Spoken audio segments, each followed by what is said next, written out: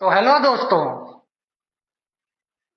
जैसा कि आपको पता है कि हम फिजिक्स स्टार्ट किया वेक्टर के साथ। बड़ा ही छोटा क्वेश्चन लेके आया हूं। देखने से तो इंसान को ये लगता है कि अरे ये तो बहुत छोटा क्वेश्चन है, और हम क्वेश्चन करके आते हैं और जब तक रिजल्ट नहीं आउट हो जाता तब तक दिमाग में ये रहता है कि ये हमारा क्वेश्चन जो है सही है। वो आप काउंटिंग करके रखते हो और गलतियां थोड़ा सा, आपको पता है एक डिपार्टमेंट पेपर बनाती है और पेपर को ही देखती है, तो इतना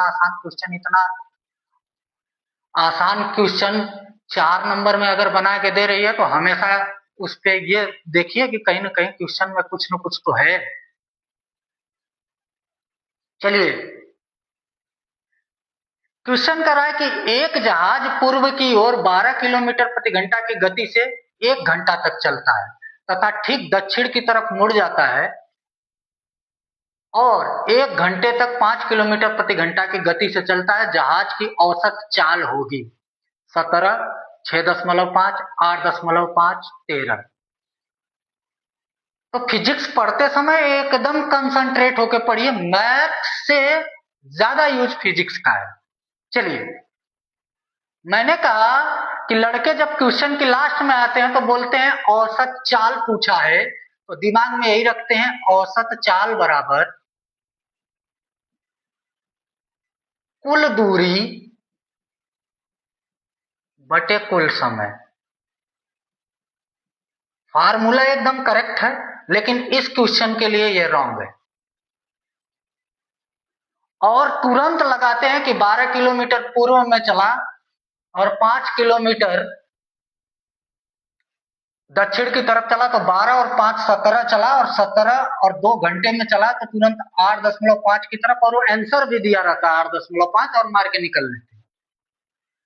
तो फार्मूला तो सही है लेकिन इस क्वेश्चन के लिए गलत है। पहले क्वेश्चन को पूरे ध्यान से समझिए क्या कह रहा है। कह तो रहा है कि औसत चाल ज्ञात कीजिए, तो हम जानते हैं कि चाल एक अदिश राशि है। चाल क्या है? चाल जो है एक अदिश राशि है गुरुजी। लेकिन क्वेश्चन में परिमाण भी दिया हुआ है कि 12 किलोमीटर प्रति घंटा की गति से चलता है और दक्षिण की तरफ मुड़ जाता है। इसमें जो है क्वेश्चन में परिमाण और दिशा दोनों दे रखा है। अदिश राशि कहती है कि केवल व केवल परिमाण ज्ञात हो। क्या ज्ञात हो? परिमाण ज्ञात हो। तो हमें तो चूतिया बना दिया क्वेश्चन ने। तो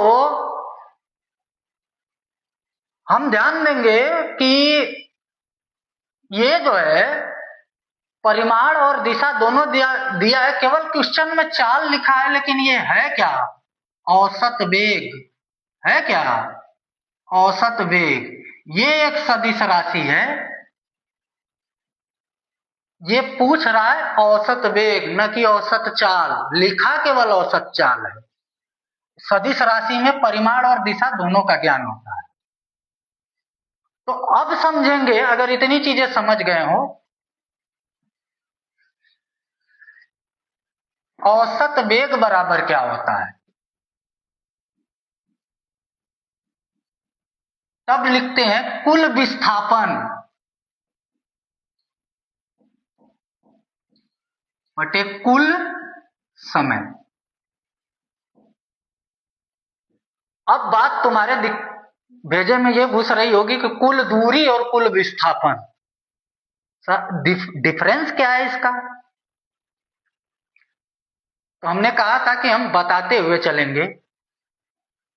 थोड़ा सा एग्जाम्पल से समझते हैं कि एक एक वृत्त है, ये इसका सेंटर पॉइंट है, आर है, यहां इसका रेडियस आर है, यहां यम द्रव्यमान का कोई पिंड है, ये सर्किल पे घूमना स्टार्ट किया है और इनिशियल पॉइंट इसका यही था, और लास्ट टाइम में इसने जो है इसका लास्ट पॉइंट भी यही आके मिल गया जहां है।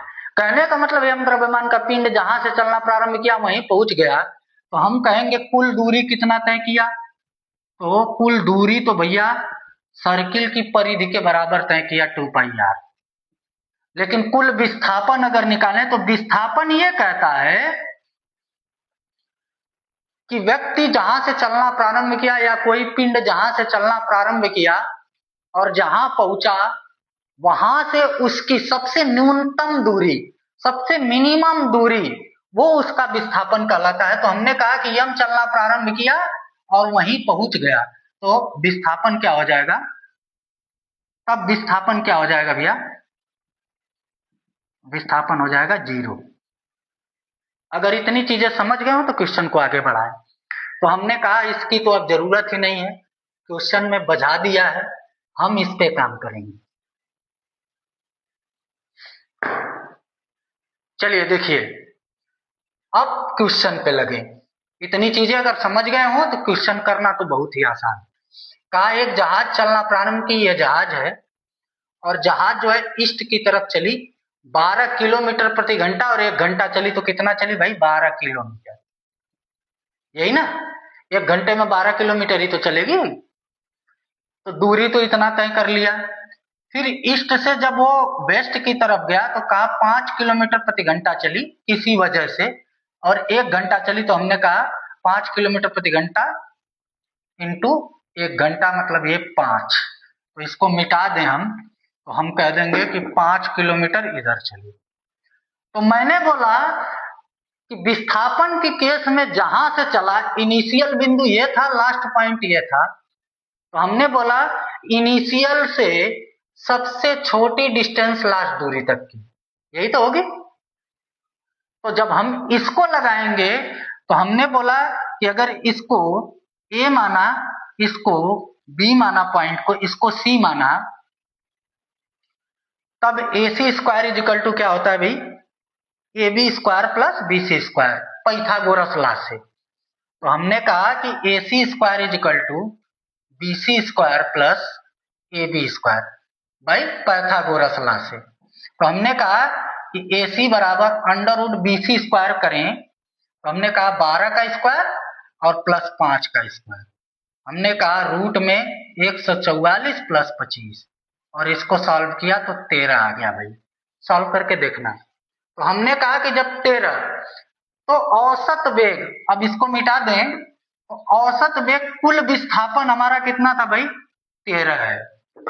कुल विस्थापन कितना है? 13। और कुल समय कितना लगा? 1 घंटा ये चला, 1 घंटा ये चला, 2।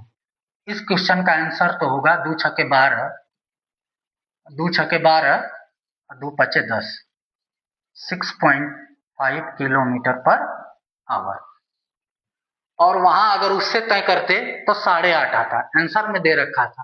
तो ऐसे क्वेश्चन को गलती करने की कोशिश न करें। ऐसे क्वेश्चन अगर पढ़ना है तो मेरे साथ आए। और फिर से कह रहा हूं कि जितने भाई बंधु दोस्त मित्र जितने पढ़ रहे हैं ज्यादा से ज्यादा शेयर करें। कम से कम यूपी के पॉलिटेक्निक के जो मन बना रखे हैं कि पॉलिटेक्निक का एग्जाम देंगे, उन सभी के पास हमारा वीडियो पहुंचे। आप लोगों से रिक्वेस्ट है। चलिए आगे फिर मिलते हैं। धन्यवाद।